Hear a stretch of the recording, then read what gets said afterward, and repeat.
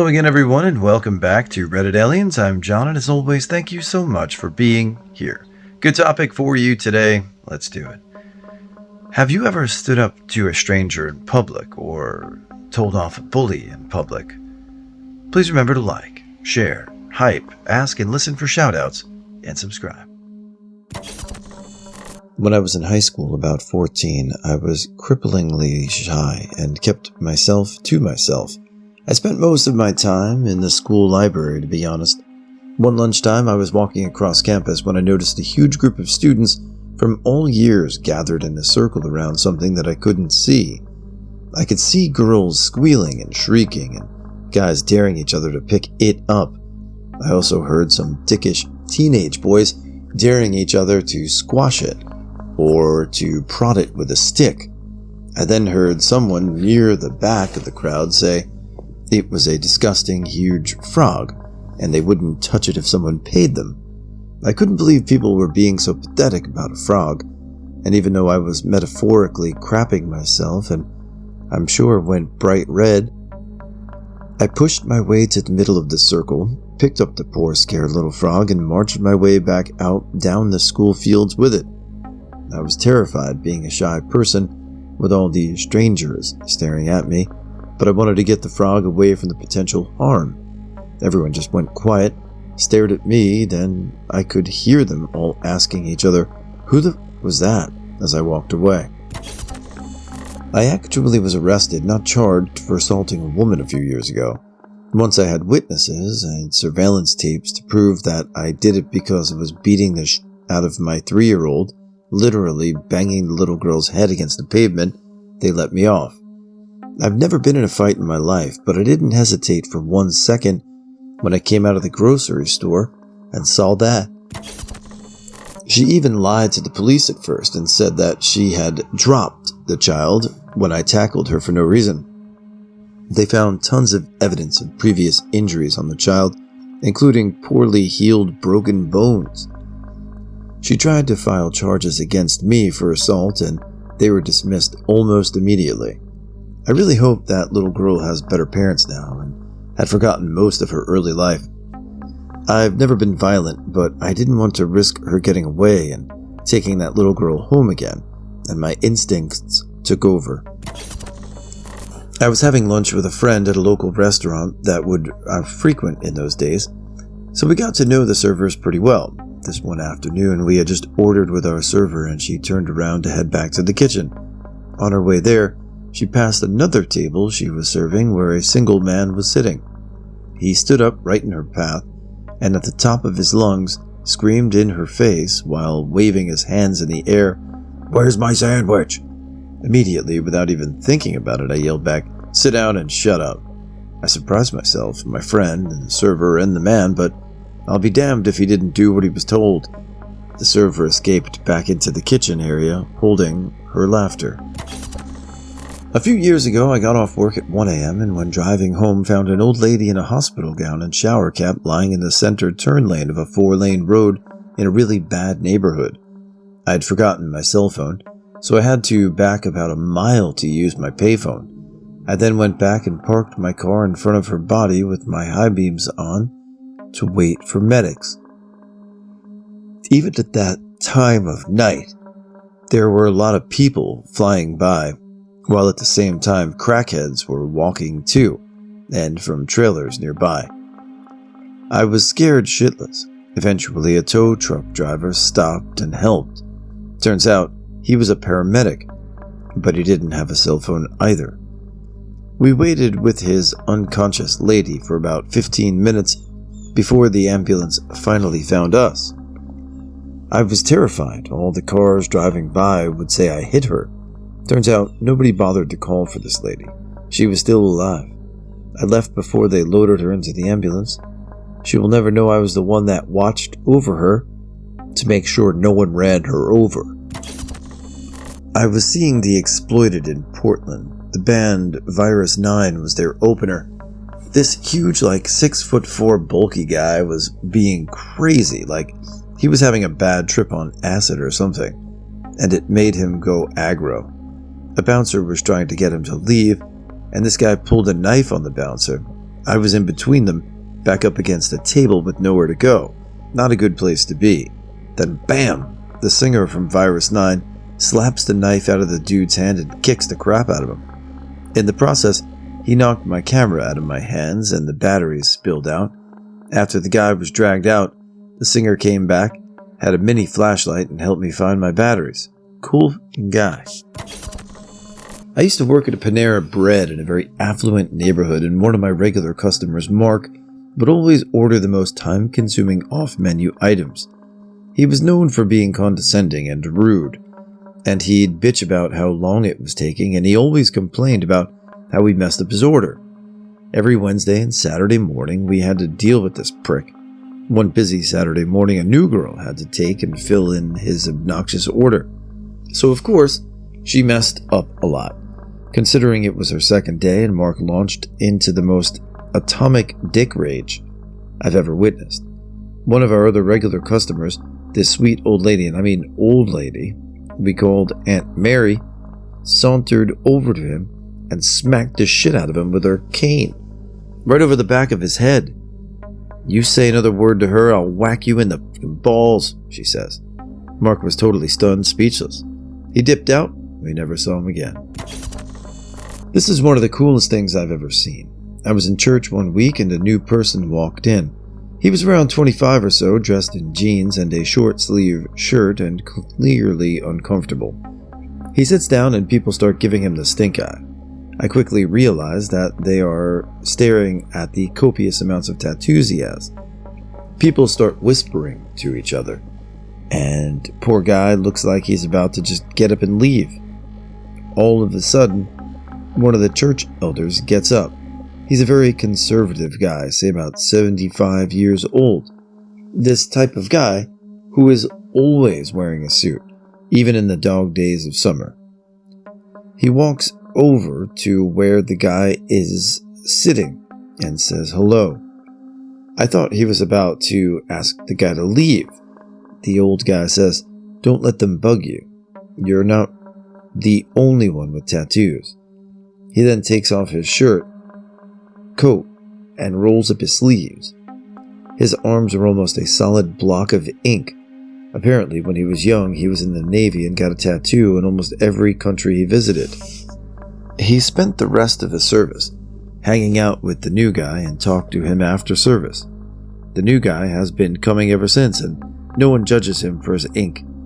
It was one of the ballsiest things I've seen someone do for a complete stranger.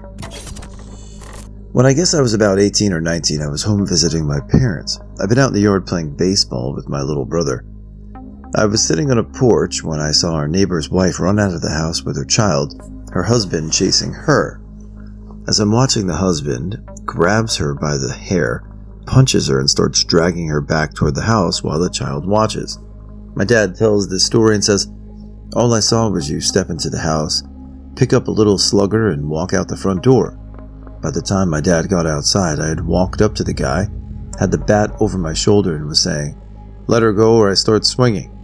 By this point, my dad had a couple other neighbors have run over and are all standing with me. I said again, 'You have the count of 3. I'm a state champion softball player.' The guy dropped his wife and ran back to the house. Police were called. The guy was arrested and the wife eventually left him.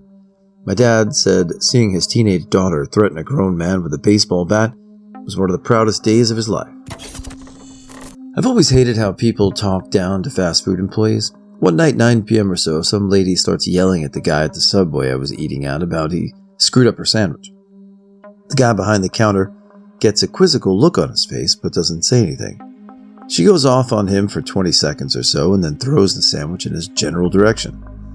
I just couldn't sit there and watch the guy take it anymore, so I walk over real calm with my hands in my pockets and tell her she's disrupting my dinner and she needs to stop yelling. She yells at me that she'll stop yelling when he makes her sandwich the right way, yada yada yada.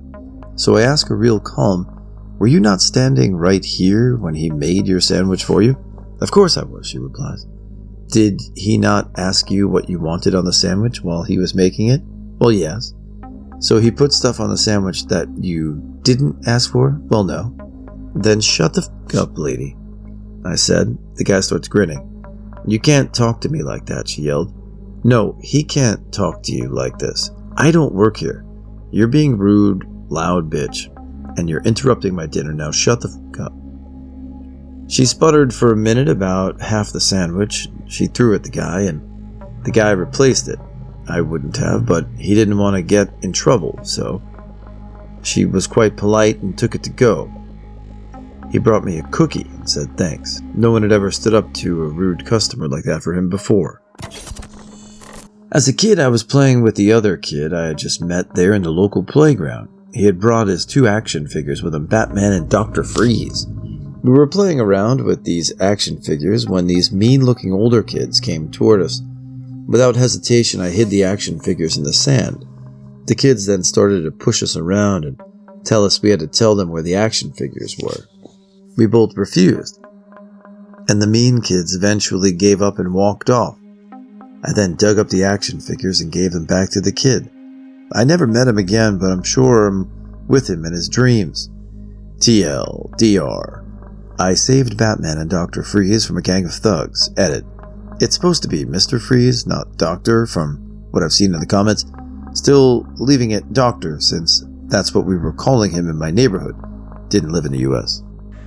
Alright, my favorite time of the day. A couple of shoutouts. Want to wish a very happy birthday tomorrow on the 29th to Karina Allman 4328 and Punchabell 1. Not too much is up with me. How are you? Had a long week so far and it's only Tuesday, but that's good. Not that you guys care as much about that. My birthday is coming up this Sunday, November 2nd, so that's cool. Saturday having a birthday party for my son and my stepson, and we're doing a joint birthday party. It's going to be like 35, 11, and 12-year-olds at the house, so it's going to be loud. Anyway, I guess that's it. Talk to you guys soon. Bye. Once while riding a bus in Algeria, a militia forced everyone off, separated the men and women on either side of the road, and made everyone lay down. One woman, my companion I befriended, was wanted in her hometown, which we happened to be passing en route to somewhere else. As we were getting off the bus, she told us that these militiamen would take her away. We were concerned but didn't know what to do. My friend and I laid there, and we could see our friend looking at us. Then the shots began. They were moving down the row of males and shooting them in the head. I thought we were all going to be killed and thought, "Get." I stood up and began waving my hands and yelling. I waved my passport and some bullshit IDs I had that were in German and in Ghani. What I can only assume to be the head of the group ran up to me and pushed me on the ground while the others covered the men and women. The head was screaming at me while he held a pistol at the back and went through my pockets and looked for the IDs. It seemed obvious he couldn't read and kept asking me who I was and why he shouldn't kill me.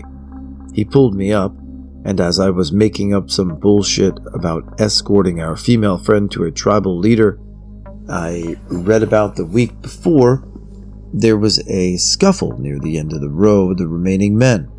My buddy saw the head turn and started to move toward him on his belly. I pushed the guy forward onto his face, and shots started ringing out at the end of the line. I don't know who was shooting, but can only assume someone else didn't want to lay down for it either.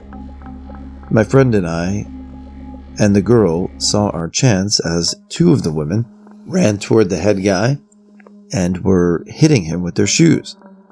We took off over the berm and kept running for hours, taking breaks as we could. The only time my friend was yelling at me, "How could you be so stupid? They're going to kill us."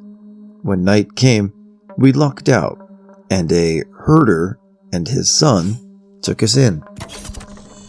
I work at the Mall of America. I love my job, and most of the time I love the customers in my store because it's a pretty small store that caters to only certain people realistically. However, a lot of the stores are an utter shitstorm in terms of customers. The destination stores that are always in smaller malls especially. I was at Delia's buying shorts this summer during the summer clearance. It was a Saturday and it was busy. People were queuing in random areas of the store, and one of the associates was attempting to get the line to shift in a more logical area. This associate happened to be physically disabled. I followed her instructions and moved to the correct area, as did most people. However, this one bitch of a woman described and decided that she didn't want to lose her spot. She wasn't in a spot, she was standing in a random-ass area of the store. Rather than asking if she could get in front of someone in line, I'd have let her in front of me to shut her up, or being mature in any way. She says something about how she's not moving and isn't going to lose her spot in line, and finishes off her statement with, "Maybe if your parents hadn't up while they were pregnant, you would understand that." The sales girl looked like she was about to burst into tears. I set down my shorts on a table. I went up to the sales girl and told her to take a break, if possible. Then I walked up to the woman and told her off.